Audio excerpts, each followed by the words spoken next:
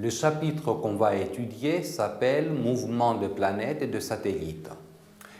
Dans ce chapitre-là, on va voir ce que c'est qu'un repère héliocentrique, les lois de Kepler.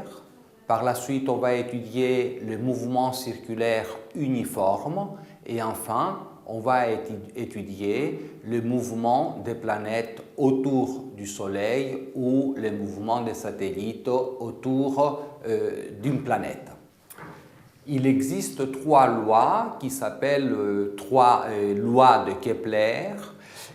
La première loi, elle nous dit qu'effectivement les planètes décrivent des trajectoires elliptiques autour du Soleil et un des foyers de l'ellipse est le Soleil lui-même, comme ceci.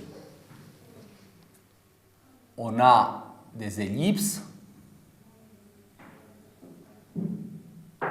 Une ellipse possède deux foyers.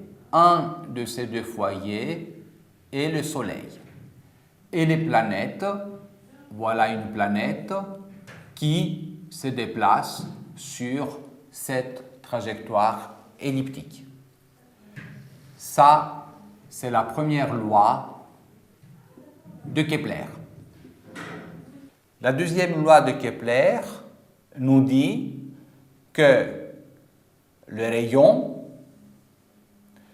qui relie le centre du Soleil et le centre de la planète décrit des aires égales pendant des intervalles de temps égaux.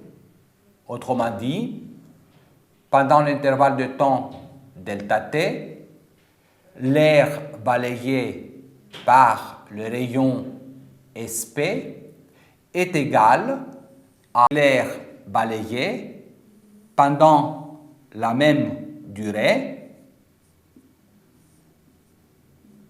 à une autre position.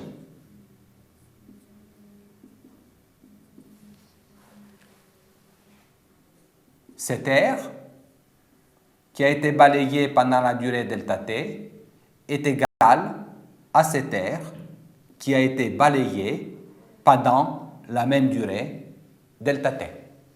Ça, c'est la deuxième loi de Kepler. La troisième loi de Kepler nous dit que le carré de la période est proportionnel au cube de la demi-longueur du grand axe de l'ellipse.